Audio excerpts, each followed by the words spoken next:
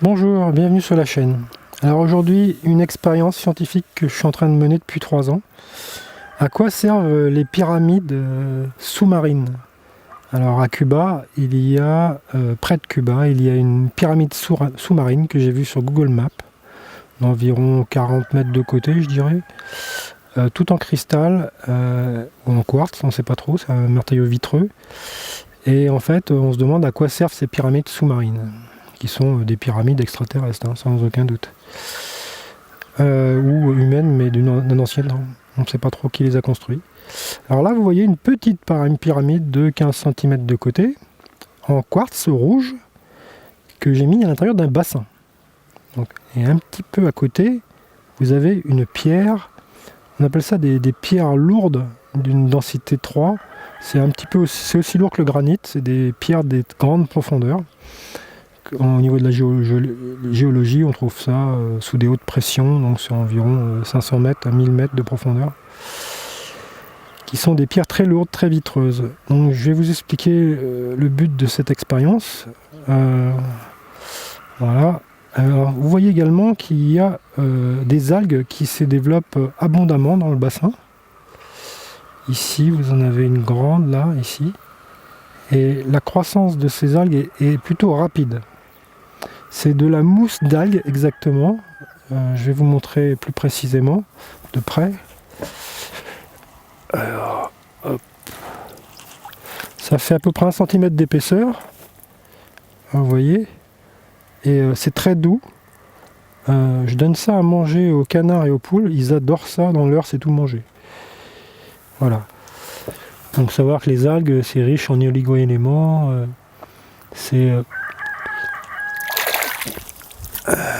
Et donc c'est très bon pour leur santé. Et puis ça a des vertus alcalines, donc ça supprime l'acidité.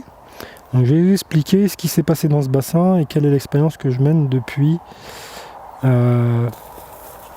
ans. Alors voilà.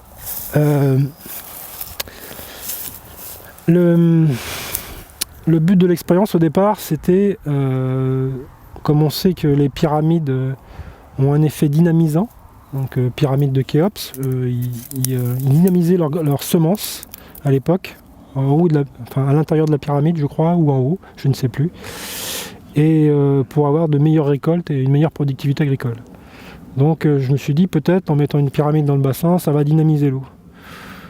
C'est un échec, j'ai pas dynamisé l'eau, il n'y a pas eu d'effet notable, remarquable. Par contre, ce que j'ai remarqué, c'est qu'il y avait production d'algues. Et je me suis dit, c'est bizarre, il y a une production d'algues, il n'y a pas vraiment de raison qu'il y ait d'algues dans ce bassin parce qu'il n'y en a jamais eu. Ça fait 10 ans que j'ai des bassins, j'ai jamais eu de production d'algues et il n'y a des productions d'algues que dans cette configuration-là. Et les algues, là par exemple je suis venu hier, on a tout ça qui a poussé en une nuit. Donc c'est quand même pas mal productif. Alors la température joue, hein. Il faut que l'eau reçoive beaucoup d'énergie solaire. Il faut que la température de l'eau, là la température de l'eau est à 25 degrés là, à peu près. Donc il faut une température d'eau suffisante pour que la production d'algues puisse se faire. Mais si j'enlève la pyramide uniquement, il n'y aura jamais d'algues. Si j'enlève le caillou à haute densité, il n'y aura jamais d'algues. La pyramide seule ne suffit pas. Le caillou tout seul ne suffit pas. C'est-à-dire en fait au départ, j'étais dans un autre bassin. J'ai 2 bassins comme ça. Et je me suis dit, je vais prendre la pyramide et je vais la mettre dans un autre bassin toute seule. Et j'ai attendu 1 an et il ne s'est rien passé du tout. Ni dans l'un ni dans l'autre. Donc j'ai dit, je vais prendre la pierre qui est là-bas et je vais la ramener ici avec la pyramide. Et là, la magie opère, les algues apparaissent. Donc ces algues ne proviennent pas... en plus la pierre, je l'ai brossée, nettoyée, laissée sécher au soleil. C'est pas la pierre qui amène les algues, hein. C'est sûr. Et là, je vous ai nettoyé la pyramide parce qu'elle était toute recouverte d'algues. Alors quelque chose de magique se produit dans ce bassin qui crée la vie dans le bassin. Et j'ai même retrouvé des petits bigorneaux d'eau douce qui font à peu près 5 mm d'eau qui étaient fixés sur la mousse. Donc la mousse est très propice à la vie et attire, c'est-à-dire qu'en fait la vie se complexifie et se développe. Donc j'ai compris que en fait, la pyramide avait pour but de créer la vie dans l'eau. Mais la pyramide seule ne crée pas la vie. Alors qu'est-ce qui se passe? Je vous explique ce que j'ai compris. C'est les ondes de forme. La pyramide, on sait que par définition, les pyramides ont un pic d'énergie au sommet et comme c'est un matériau vitreux, ça vibre aux fréquences de l'univers. C'est-à-dire les soleils envoient des fréquences élevées, de très très hautes fréquences qu'on n'arrive même pas à mesurer avec nos outils scientifiques actuels, tellement c'est rapide. Et les matériaux vitreux ont cette propriété de vibrer sur les fréquences très élevées parce que c'est des matériaux pleins qui sont sensibles à la vibration. Et le quartz, c'est un matériau semi-conducteur qui est utilisé par les panneaux solaires, qui contient de la silice. Et donc il y a des propriétés énergétiques dans la pyramide. Et en fait, ce que j'ai compris, c'est que la pyramide avait un but d'amplificateur. Elle amplifie le signal. Et la pierre, elle, à quoi elle sert? Qui est une pierre de forme, je pourrais vous la montrer, la pierre.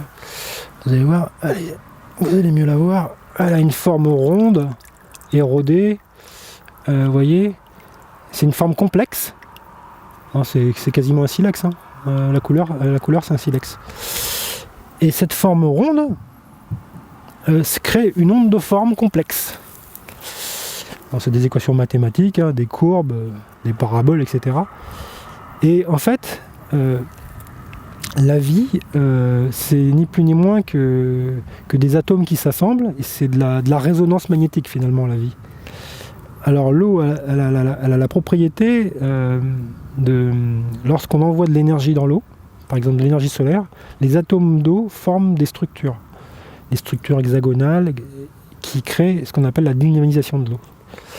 Et dans ces structures hexagonales, de l'énergie s'accumule en fait. Et en fait, le soleil apporte l'énergie, la pyramide amplifie les ondes de forme de la pierre, et c'est en fait dans le signal de l'univers, il y a tous les codes de création de la vie, et il suffit juste de mettre une culture qui permet d'enregistrer ce signal et de l'amplifier. Et l'eau est tout particulièrement appropriée à ça. L'eau, c'est le milieu qui va permettre l'organisation des atomes et des structures. La pyramide va amplifier le signal et la pierre va créer l'onde de forme. Et toute cette complexité mathématique permet à une vie élémentaire de commencer. C'est-à-dire une mousse d'algues, c'est déjà un stade plus évolué que la microalgue indépendante, comme vous voyez, une eau toute verte. Là, c'est une microalgue. Là, on est passé au stade supérieur, c'est-à-dire une complexification de la vie sous une forme de mousse. Et une mousse à haute productivité. Si j'enlève la pyramide, la production d'algues s'arrête. Donc il y a bien un phénomène, c'est une combinaison de facteurs qui font qu'on crée la vie. Donc en fait, j'ai trouvé un moyen de produire des algues de manière accélérée sans avoir la souche d'algue d'origine. L'algue est contenue dans les informations de vibration de l'univers, amplifiées par la pyramide et créées par l'onde de forme de la pierre. Voilà ce que j'ai compris. Et je suis sûr que c'est pas le bassin qui portait l'algue, puisque j'ai changé de bassin, j'ai changé de configuration, j'ai décapé le bassin, j'ai nettoyé le bassin. C'est bien cette configuration très...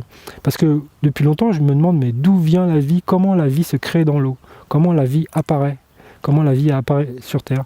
En fait, dans tout l'univers, il y a un signal de très haute fréquence, et la vie, c'est quelque chose qui contient énormément de mémoire, donc c'est quelque chose d'extrêmement compliqué. Le fonctionnement d'une cellule, ça contient beaucoup d'informations, beaucoup de mémoire, plus que nos meilleurs ordinateurs.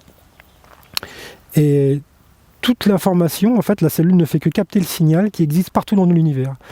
Et ce qui est important de comprendre dans cette expérience, c'est que en fait, l'homme est en train de faire des grosses erreurs sur Terre. C'est que le signal, la moindre chose pollue. C'est-à-dire, si je mets du chlore, parce que ici, là, je peux remplir le bassin avec l'adduction d'eau, quand je mets de l'eau avec du chlore, je ralentis le phénomène. C'est-à-dire la productivité d'algues diminue avec le chlore. Le chlore tue la vie. On utilise le chlore pour désinfecter les eaux dans les tuyaux, mais le chlore, c'est un anti-vie. Ça ralentit beaucoup la productivité. Là, 1100 litres. Donc quand je rajoute 50 litres d'eau, il n'y a pas beaucoup de chlore pourtant dans l'eau du robinet, mais le peu de chlore qu'il y a, pourtant dilué dans une grande masse d'eau, ça suffit à réduire la productivité. Donc le chlore, c'est un ennemi de la vie. Et on rejette des quantités de chlore phénoménales partout dans l'environnement, ce qui est une erreur. Donc on réduit la vie en fait en faisant ça. Nous on se protège de l'infection dans l'eau, dans les tuyaux, certes, mais il y aurait d'autres moyens. Et on sait qu'il y a des ultraviolets qui peuvent neutraliser les bactéries. Il y a d'autres moyens. C'est qu'aujourd'hui on ne les utilise pas, parce que c'est un moyen très économique, le chlore. Le deuxième point, c'est les ondes. Alors les ondes, c'est-à-dire tout ce qui est téléphone mobile, projet HARP, les ondes satellites, les ondes FM, les ondes radars, les radars militaires, tout ce qui est ondes vient perturber le champ d'information de création de la vie. C'est très grave parce qu'en fait, la 5G, la 4G, tout ça, c'est du bruit. C'est du bruit qui vient perturber le signal de création de la vie de l'univers. Et c'est un problème grave.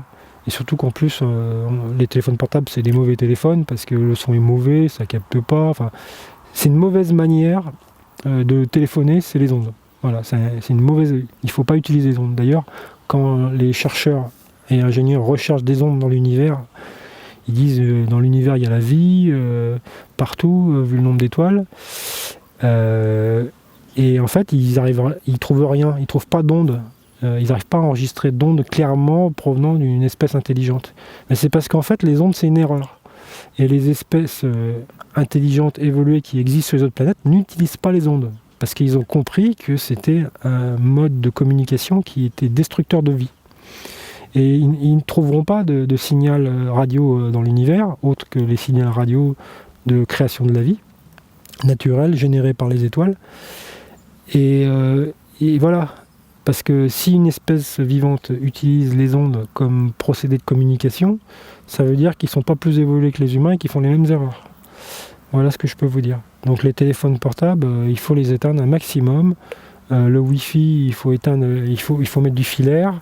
Il faut bannir. Et la prochaine évolution technologique pour le sans fil, c'est la transmission d'informations par la lumière, le Li-Fi, on appelle ça, que Gunther Pauli explique, c'est lui qui apporte la technologie, qui l'a brevetée, et qui sera la succession des transmissions par onde, qui permet d'aller beaucoup plus vite que les ondes, qui sont déjà surchargées sur Terre.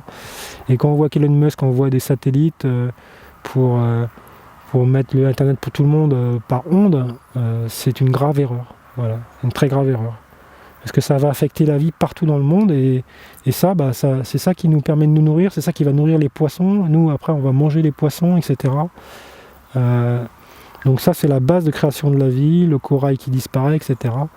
Tout peut être détruit à cause des systèmes d'ondes de plus en plus puissants et qui montent de plus en plus en fréquence et qui affectent de plus en plus le signal naturel. Voilà l'explication de cette expérience. Vous pouvez faire l'expérience chez vous. Alors c'est une pyramide, je vais essayer de vous la sortir de l'eau. Vous allez la voir. Hop, alors le micro vient de se décrocher. J'ai pris les pieds dans le fil. Voilà.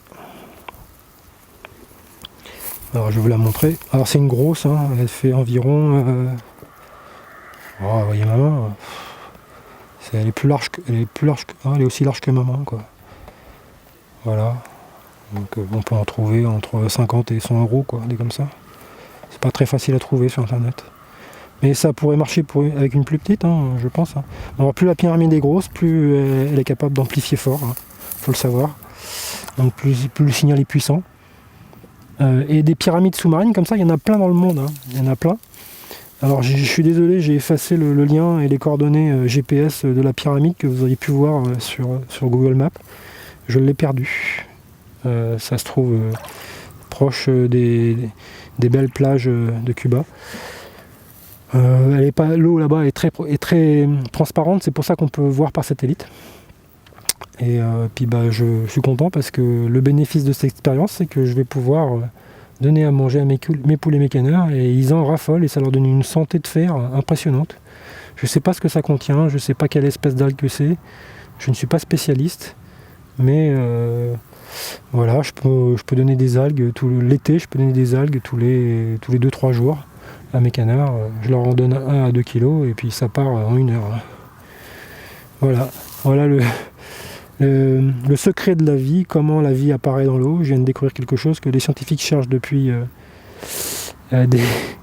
des centaines d'années, mais comment la vie apparaît dans l'eau, ben voilà, je viens de vous l'expliquer. La vie apparaît dans l'eau grâce au bruit radio de l'univers, créé par le signal est dans les atomes, dans le soleil même. Voilà, vous savez tout. Allez, au revoir.